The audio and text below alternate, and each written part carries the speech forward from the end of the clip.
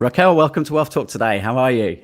Very good. Thank you, Christian. Thank you for having me on. Great to have you on, Raquel. And for those that don't know you, you're known as the Green Landlady, and this is because of your passion for sustainability in property, but also looking after the people, looking after the planet. And we're going to talk about all the different ways that those things can come together today. But I know that for the past 10 years, Raquel, you've raised over £12 million of investment money and made £1.2 million of profit for your investors and housed over 1,000 individuals. So firstly, congratulations for that. It'd be really interesting to find out kind of where that all began. And with your property company, RQT, you aspire to lead the way into sustainable private rental accommodation. So your vision is all about inspiring every landlord to become more sustainable and earning yourself, as I said, the name, the Green Landlady. So let's talk about sustainability then, Raquel, and why are you so passionate about this? Well, I see a world, Christian, where absolutely every single person in the world has access to a sustainable and healthy house, regardless of how much their income is. There is a misconception that sustainability can only be done at a higher end level, but actually I truly believe, and that this is what my mission is, just to lead that transition, because it is something that we are all entitled to have. And once you've lived in a sustainable home, you don't want to go back. It's like going back to the pre-internet days. Who would want to do that? Yeah. So just to keep things super simple for someone perhaps who's just really not quite sure what is a sustainable home, what are some of the most common things that you're talking about here? A sustainable home is not just about putting gadgets. I mean, sustainability talks always about a circular economy where there's less waste, there's less waste on the build, where they are actually building materials that are actually more recyclables. It's about looking as to how the house actually look, how the house breathe, just to make it as natural as possible, really. That's what we're talking about, and something that can be there for years and years on end. So this is what we are talking. When we're talking about sustainability, we're talking a healthier house with a lot of ventilation, with a lot of insulation, so it's a warm, so you don't waste your money on actually heating up the environment. Yeah. So there's really many different aspects at play here, I suppose. It's not just, the comfort of living, right? So just having a more enjoyable space to live in. It's healthier. Obviously, the government, we know, are bringing in some regulations. So it's something that we're all going to be having to make changes to, especially any landlords now. What are some of those changes that are upcoming, Raquel? Well, the government is actually planning from 2025, no new homes. The intention is that no new homes are actually going to be able to have gas boilers in, for instance. And from 2028, people will not be able to retrofit those gas boilers into homes. So that means that if you're a landlord, and you have to change, and your boiler just breaks down in 2028, what you're going to do? It's going to cost you a fortune to just find a substitute or just do something. So the message here is, don't bury your head on the sand. Just act now. Just have a plan in place, and then incorporate the sustainability into your homes little by little. You don't have to spend all the money all up front. You can just do little by little and upgrade your houses at a slower pace in order to be able to be ready for when the regulations come, because they are coming. Winter is coming. Yeah. Whether you like Games of Thrones or not, it is coming. Yeah. So obviously on WealthTalk today, so we're going to be looking at, any investors, any buy-to-let property people listening now, some of the things that they can be starting to make changes to, because in the long term, as you said, it actually will save them money and make them money. So whilst it might be a little bit of upfront cost, they have to be thinking longer term here, right? That's correct. Yes. We're looking at what people don't realize is that they only see, when they're looking at sustainability in properties, they're looking at how much is it cost. They are not looking at the long-term picture of how much they are saving. Just for an argument's sake, if you were to install an air source heat pump now, okay, yes, it could cost a lot of money, but you have grants out there to actually help you with this straight away, and to decarbonize your heating. Then what happened onto that is that you have annual savings. An air source heat pump does not need an annual certificate, which you are saving already £85 on. It doesn't have servicing. It doesn't normally break down. I mean, if you were to compare it, how many times have you actually serviced your fridge? Yep, rarely. So this is what we're talking about. The thing is, you're installing these new decarbonization efficiency measures, and that you just kind of like, it's pretty much like you install them and then just forget about it. So there's loads of things that go along with it that actually are going to disappear. There is a lot of trades that are going to have to change and amend to what's going to happen. What's the new world going to look like? Yeah. So perhaps in a minute, Raquel, we can go through a bit of a checklist. What are some of the things that people can start to go through now, in addition to a couple of things you've mentioned already? But where did this all really begin? How did you begin to learn about this for yourself? I know we said at the beginning that you've been investing for over 10 years, but, were you on the sustainability tip right from the beginning, or is this something that's kind of come up more recently for you? No, I guess I was a very impressionable 18 years old when I actually went to Germany and discovered recycling.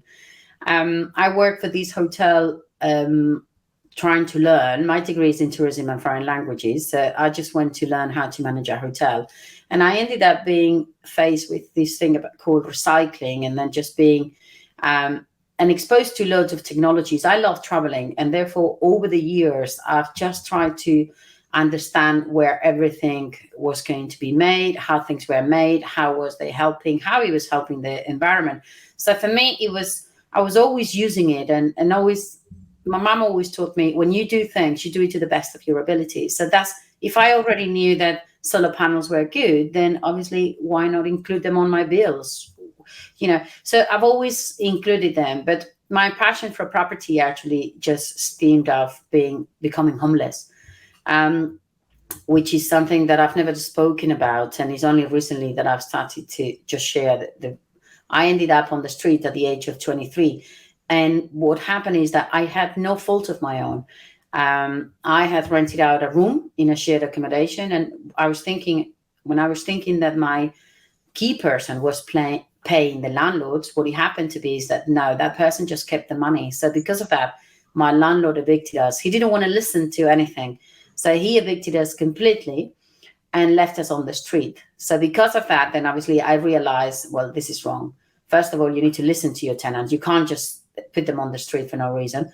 Second of all, we need to eradicate all of these systems. This system is just wrong. So that's when I just promised that when I had my own property empire, as I call it, then I wanted to make sure that I put tenants at the forefront of everything. So everything was in order to just make sure that they would be the first one. Yeah. And, talked of an empire there, but you've certainly built up a portfolio that gives you that freedom, that lifestyle now, and, that cash flow income that so many people are looking for, that recurring income stream. So, more recently, we've obviously just been through the COVID period. How did that impact you and again, shape your sustainable future? Well, it was very interesting because it was thanks to COVID that I realized how important it was to actually tell the world about making things sustainable and making them right. It was in 2021 when the Greenland lady was actually born. I looked at, yes, I was successful. Yes, I was making money. Yes, I was doing everything. But the property world had lost the soul. And I wanted to do something that it was more meaningful. I wanted to do something that it really made a change and made a difference on people's lives. And then that's when I realized and I decided, actually, I need to come out and talk about this. Yeah. And you've got, you're building your brand now, so anyone can go and watch your videos on YouTube and, hear, as you say, speak about this with great passion. But you're working with investors, right? So on a day-to-day basis, week to week, you're working with investors. Tell us a little bit about the work and, how are you finding properties and how are you then kind of stripping them back and making those really nice new properties for people to live in? Yeah, I think it's important when you are working with investors, it's important that you find people that is aligned with your values. So the majority of the people that I work with, they want to do things the right way. So it's very easy to attract investors when you are talking about doing things right from the very beginning, doing it in a sustainable way so it's helping the planet. So that's for first. I do a lot of networking as any other investor would do, but I also get a lot of people from word of mouth because they've worked with me, someone has worked with me and they've been recommended me. Now, when it comes to choosing my trades, I am very careful yet again not to find a builder that just thinks that, well, things are always done this way. Well, no, not really, but I need you to change with me. So I'm working with an amazing team of people that actually have the same values and share the values of actually that wanting to do things well. So we try to, yes, we rip everything back to brick, and then we start from the very, very skeleton of the house, and then we build it back in. So I'm working with people that is really keen on actually do things the right way, and they are very open-minded. When I say to them, we need to minimize waste, we need to, I mean, just to give you a little statistics so that you understand, cement and the building construction, it represents basically the biggest carbon emissions. If you read any of the books that are out there, they're talking about 31% of the carbon emissions comes from actually just from the construction industry. When you think that transport is only 11%, then that gives you a massive perspective as to how bad we are in the industry. So it's not all about making brand new houses, which is very easy to make a brand new house sustainable and eco. It's actually retrofitting the legacy that we have, and that's where the big issues are. Because in the UK, the majority of Victorian houses, period houses, they are very, very hard to just bring them back to carbon neutral, and that's where the majority of our efforts must be put into, just to make sure that all these beautiful houses are actually also sustainable and as much as possible, really. Yeah. So that's probably a good point for us to kind of start going through and thinking, okay, well, what are some of those first few things that someone who listening right now, who's maybe got some buy-to-lets or even HMOs and heat loss surveys? Let's start there, shall we? So what would that involve? Well, a heat loss survey just means that someone which is more specialized with domestic energy assessors is high up on that system anyway. They will come to your house and they will just do a full and very, very thorough survey. And this could be like 3, 4, 5 hours. I mean, I remember in my own home, it was like 12 hours. And I thought it was a bit of a joke at the beginning. I thought, 12 hours, what you doing? And they measure every single window, every single room, every single crummy space that you have, because they want to assess where your house is actually being efficient or non-efficient. So if we have a lot of losses, if you need insulation in your windows, if you don't have insulation on your floors, it will all be picked up. And then from there on, they will give you recommendations as to what you're supposed to be doing. Yeah. And we're familiar with EPCs, you know, for someone maybe not a property owner, but we're talking here about people renting property as well, right? When they're looking at properties and they're looking at the EPCs, you know, what information should they be taking from that? As a tenant, the higher the EPC, the lower your bills. It's as simple as that. As an owner, the higher your EPC, the better mortgages you're going to end up having. As a owner who doesn't give a shit, the lower your EPC, then obviously the worse your tenants, you are endangering your tenants to actually end up having problems like asthma. You know, you're putting your tenants at risk of health issues. You're putting at risk your tenants for many ways. And also, obviously, you are not, you're letting your property become an albatross around your neck as opposite to an investment. Yeah. Okay. So heat loss survey definitely should be one of the first things to consider. Then what about draft proofing, windows, doors, all of these things? Yeah, this will be, I mean, even before you do a full heat loss survey, you can do things like that. You can just go around your house and whatever you feel a little bit of a draft, just make sure that you have window drafting put in. You can go, I mean, one of the very, very simple things is just, as I said, is just go around your house on a windy day and then just put your hand around the windows, and then you will see if there's any wind or any air coming in and out. Now, it is important that the buildings are ventilated. So it's not about just making sure that it's all airtight, because that air needs to be refreshing, and that air needs to be moving along. So making sure that trickle vents are open, making sure that you open your windows, even in winter, just 10 minutes a day, just to refresh that quality of the air inside your home is extremely important. I cannot emphasize, especially on HMOs and co-living spaces, it's so important that they open that window 10 minutes. Just every window in the house, 10 minutes, just 10 minutes open every day. And then the amount of mold that you would get will just suddenly decrease. And you have to understand this, because in HMOs or co-living spaces, people are constantly living in those spaces. In HMOs, people live inside their home. They hang their clothes against the home in the bedrooms. They just do everything inside. They eat inside the bedrooms. They do everything inside the bedrooms, which means that it's not only the heat that you give out, but it's also the heating, the clothes, the cooking, everything.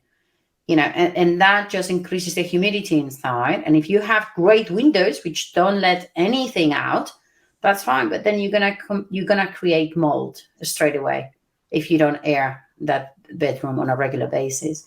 Yeah. On co-living spaces, where the idea is for people to actually just be more inside, people is encouraged to actually socialize in the living areas, in the communal areas, then this is still applicable, because people complain about mold, but it's as simple as, install a dryer in your house. But obviously dryers are not very heat efficient. They're not very sustainable, are they?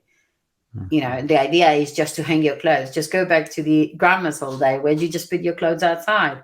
But people don't do that. So there is a balance. And that's why I say, I'm not asking everybody to take a holistic vision of what ideally should be done, but obviously adapt it to your own needs as an investor, and then make sure that you provide those facilities for your tenants. So if you see that your tenants are getting a lot of mold, well, perhaps you should install a dryer so that you avoid that. Okay, and then let's talk about heating. Obviously, this is a major area. So looking at your existing heating, what are some simple things that anybody can do straight away? Some of the simplest things that you can do when it comes to heating is, for instance, if you live in a Victorian house, there is 8 pounds sheets that you just put behind the radiators, and literally you just hang them off the radiators. And what happened is that suddenly your radiator is not heating up the wall. Suddenly the radiator is actually being reflected on those sheets, and then the heat goes back inside. That's 8 pounds. I'm sure 8 pounds are very, very easy to spend, isn't it? So that's not a bad thing to do. But all sorts of things. I mean, infrared heating, for instance, is the cheapest way of actually heating houses. But on the EPC, is really bad regarded. So people are not doing. But yet there are examples out there of whole villages for removing people from energy poverty because of infrared heating. So, there's loads of things that can be done, but the EPC might not recognize it. So you're trying to fight a system that is broken straight away. Yeah.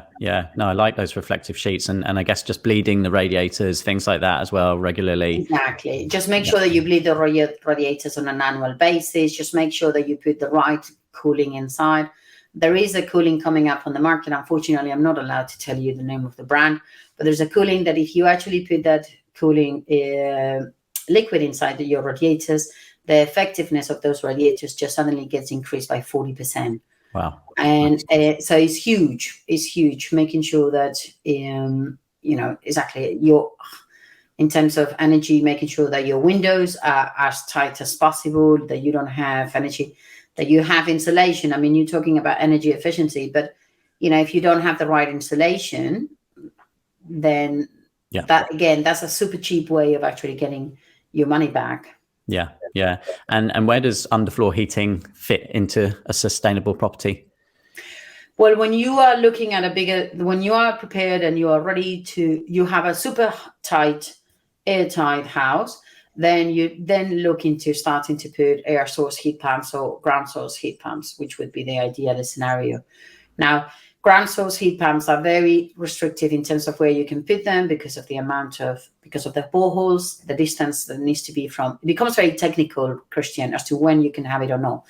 But the ideal scenario is you have one of these air source heat pumps or ground source heat pumps, and then you have you get installed underfloor heating, as long as the floor has been insulated, obviously. Otherwise, you're just insulating the floor itself. But and the idea is to have a constant heating of the house as opposed to just having peaks up and down. So it works best, and the floor heating works best when it's just set at a low temperature and it's just left there on a constant basis. Okay, so there's some of the things inside the property. What about outside of the property? What are some areas, quick fixes that people can look at? Well, again, just clearing your gutters, making sure that you have all your vents are clean.